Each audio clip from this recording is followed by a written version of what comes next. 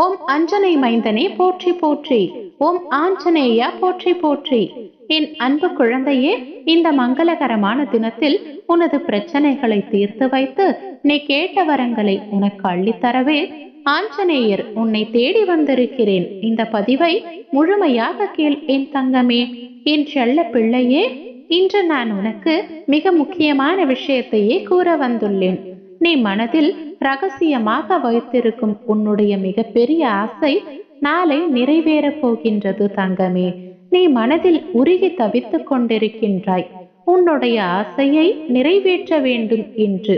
அப்பா, எப்பொழுதப்பா என்னுடைய ஆசையை நிறைவேற்றி தருவீர்கள்? நான் உங்களிடம் பொன்னோ பொருளோ நகையோ பணமோ எதுவுமே கேட்கவில்லை.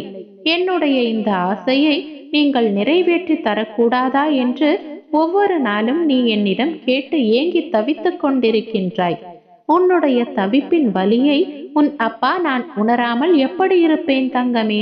நிச்சயம் உனக்கானதை நான் தருவதாக முடிவெடுத்து விட்டேன். இனி நீ சந்தோஷமாக இருக்க போகின்றாய். நாளை உனக்கு மிகப்பெரிய அதிசயம் நடைபெறப் போகின்றது.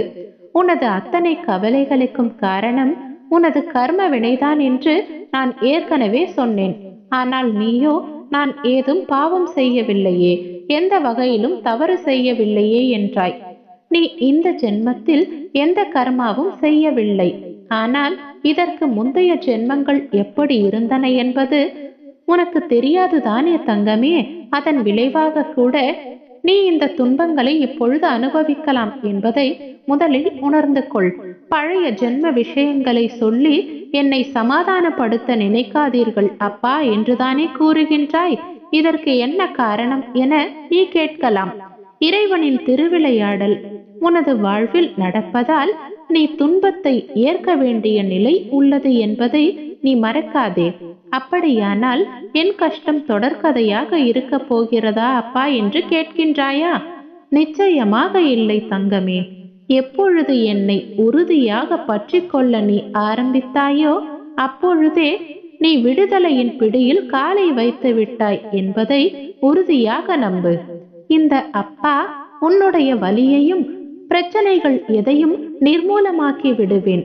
அனைவர் மீதும் கருணை கொண்ட இந்த அப்பா உன்னையும் பாதுகாப்பேன்.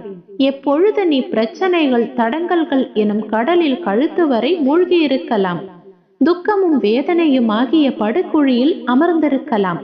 வருத்தப்படாதே தங்கமே, அமைதியாக இரு.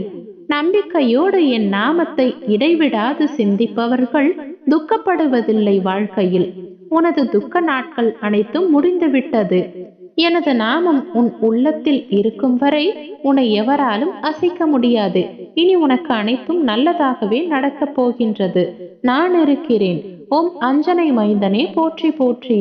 ஓம் ஆஞ்சநேயா போற்றி போற்றி. ஓம் ஹனுமனே போற்றி போற்றி.